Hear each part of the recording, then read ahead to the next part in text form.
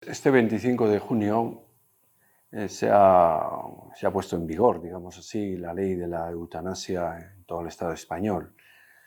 Bien, esto es una ocasión, y así lo han considerado los obispos de la Conferencia Episcopal, etc., una ocasión, digo, para reflexionar sobre el hecho de la muerte, la enfermedad, la vulnerabilidad, en fin, la transición, no sé, hay muchas opiniones al respecto, ¿no? Y también nosotros, desde los propios obispos, etc., queremos plantear nuestra reflexión, nuestros criterios, y sobre todo dejar claro que tenemos una propuesta.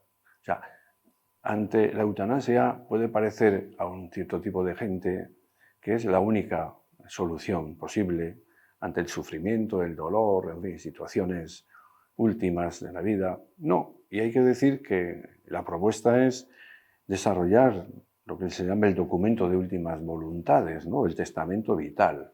Hay gente que conoce esto bien porque no es una cosa nueva, viene de antes, ¿no? Se puede hacer ese documento que decimos de últimas voluntades también antes de esta época, pues ante un notario, ante pues Osakidetza, o sea, la salud, ¿no?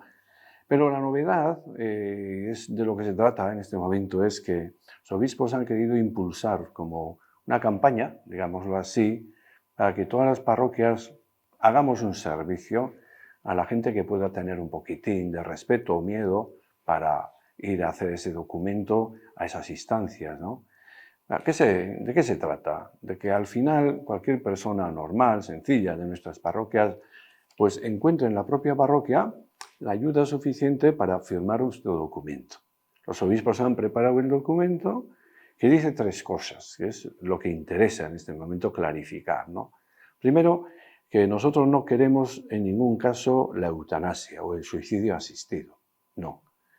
Pero no nos quedamos en la pura resignación, no. Pedimos, segundo, y esto es en positivo, que a nosotros, si llegara la hora, se nos apliquen los cuidados paliativos. Esta es la clave. Entonces, que se nos apliquen los cuidados paliativos necesarios para no prolongar innecesariamente el proceso de la muerte. O sea, esta es la propuesta que se hace. Y junto a ella, ya que pedimos los cuidados paliativos, como cristianos, como católicos, que queremos una asistencia religiosa católica. Al final es esto, esas tres consideraciones, lo que el documento que los obispos han preparado y que viene a las parroquias y que está en las parroquias a disposición de todos, pues propugna, ¿no? Y tener esto claro, pues es necesario. No queremos para nosotros ninguna eutanasia, queremos que nos apliquen los cuidados paliativos y queremos una asistencia espiritual religiosa en la hora de la muerte, ¿no? Se trata de esto. Y decimos que ahora, a partir del domingo 27 de junio, se va a iniciar una reflexión, una campaña, una información, en fin, una documentación, de tal modo que gente de la pastoral de la salud, que pueda haber, u otros agentes de pastoral en nuestras parroquias, pues colaboren en este servicio, como digo, facilitador para que mucha gente que acaso no se animaba hasta ahora a hacer este documento, pues lo puede hacer en la propia parroquia, ¿no? ¿Qué se hace con ese documento? Pues ese documento se tiene que enviar en su momento, una vez complementado, pues a un archivo de sanidad, ¿no? Que queda registrado y sirve para todo el Estado, ¿no?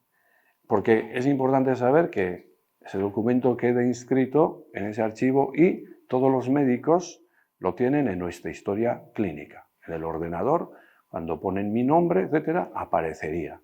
Este señor, ¿no? Tiene esto y esto, y tiene hecho un documento, este que decimos de últimas voluntades, en donde pide, como hemos dicho, que no quiere la eutanasia, que quiere cuidados paliativos y que quiere asistencia religiosa. Y eso lo pueden ver todos los médicos. Por tanto, enviamos a ese archivo y queda en ese archivo para siempre. Podemos cambiarlo cuando nos da la gana, se puede variar, pero en este momento la propuesta es firmar este documento con nuestro DNI, ¿no? ¿Y esto cómo se haría? Pues lo que he dicho un poco. En cada parroquia ya tenemos unas hojas registradas en donde cualquier persona se acerca y allí firma y el documento de identidad lo fotocopiamos y lo tiene que hacer Pues entre 3 testigos que pone la parroquia, porque la ley exige que sean 3 testigos y que no sean familiares, ¿no? Entonces tiene que ser esos testigos los que ya la parroquia pondrá para que esa cualquier otra persona pues pueda firmar el documento que estamos diciendo, ¿no? Insistía antes, quiero decirlo, ¿no? Nosotros como Iglesia no propugnamos la resignación. Pues qué remedio, te ha tocado, pues aguántate, tampoco es eso, ¿no? Pero tampoco decimos que ante el dolor, el sufrimiento, la enfermedad, en fin, la dependencia, la única salida sea la eutanasia. Es que no es verdad, ¿no? Y además consideramos desde criterios creyentes y evidentemente también humanos, ¿no? Así lo ha considerado muchísima gente a lo largo de la historia, que lo más humano de los humanos es el cuidado del prójimo. Hay muchos antropólogos culturales que han hablado de esto desde hace mucho tiempo. Lo que ha hecho humano al ser humano es el hecho de cuidar a su prójimo. Cuando la familia, cuando el grupo, cuando la comunidad, cuando la sociedad se ha puesto, en vez de abandonarlo porque estaba herido, en vez de dejarlo arrinconado, excluido, porque ya no era rentable, cuando se ha dedicado a cuidarlo, pues entonces se ha humanizado la humanidad. Y eso es un rasgo fundamental que no hay que olvidar. Evidentemente, de los valores cristianos diríamos muchísimo más, porque Dios se ha hecho hombre en Jesucristo, de tal modo y manera que a través del hombre y de la mujer, en el espíritu, del amor, de la misericordia, todos nos vamos construyendo más humanos, ¿no? Más santos. A eso estamos llamados, ¿no? Por tanto, es una base fundamental de lo que nosotros creemos. Nosotros no queremos imponer a nadie nada, no debe ser ese el camino, pero no queremos callar nada. Queremos nosotros mismos reflexionar, orientarnos, hay que empezar por casa y proponer lo que tengamos que proponer a la sociedad y al mundo humildemente, ¿no? Creemos que la sociedad debe estar basada en una ética del cuidado, ¿no? La justicia del cuidado. La justicia es dar a cada uno lo que se le debe. Hoy día se habla mucho de lo que más justo es en cuanto que se le debe, es el cuidado, cuidar las personas, ¿no? Por eso creemos no que cualquier tipo de sociedad es defendible. Una sociedad, por ejemplo, hedonista, individualista, que no quiere asumir responsabilidades del prójimo, del ajeno, solo se interesa de sí mismo y cuando a sí mismo se le afecta, no. No es eso estimable, ¿no? Desde nosotros no podemos defender eso. Por eso hablamos de la ética del cuidado o de la solidaridad, bueno, del amor al prójimo, ¿no? Por otra parte, bien sabemos, ¿no? El Papa Francisco recientemente en unas declaraciones pues hablaba de no abandonar nunca a quien sufre, no rendirnos jamás, sino, es muy bonito esto, cuidar y amar siempre a las personas. Yo creo que este es el criterio que todos entendemos, ¿no? No abandonar nunca a quien sufre, las víctimas, ¿no?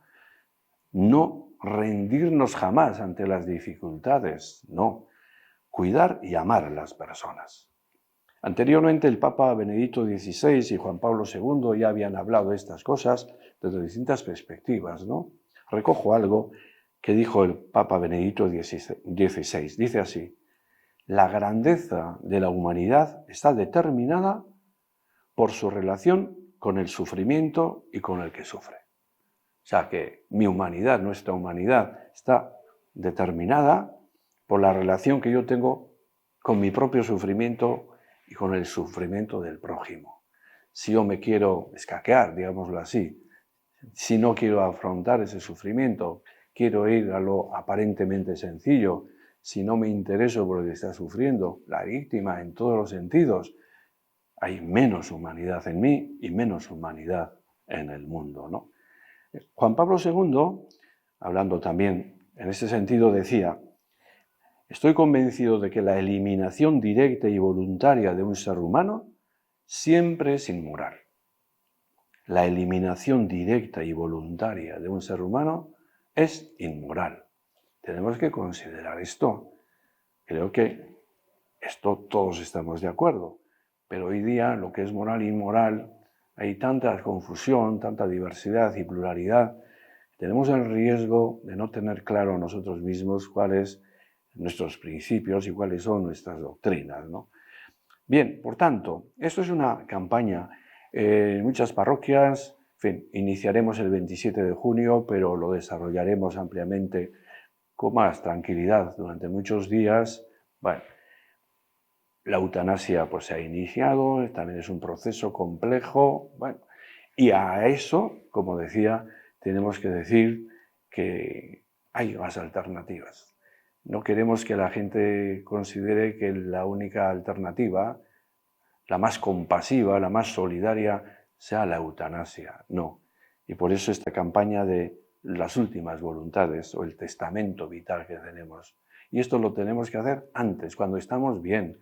Lo tenemos que firmar cuando estamos bien, para que cuando yo llegue en un estado pues ya, en fin, peor de mi vida o no pueda decidir directamente, esté claro cuál ha sido mi voluntad, ¿no?, en esta situación y para estas situaciones, ¿no? Al final estamos diciendo de que creemos que el sufrimiento puede ser aliviado, puede ser reducido y puede ser asistido, como dice alguno.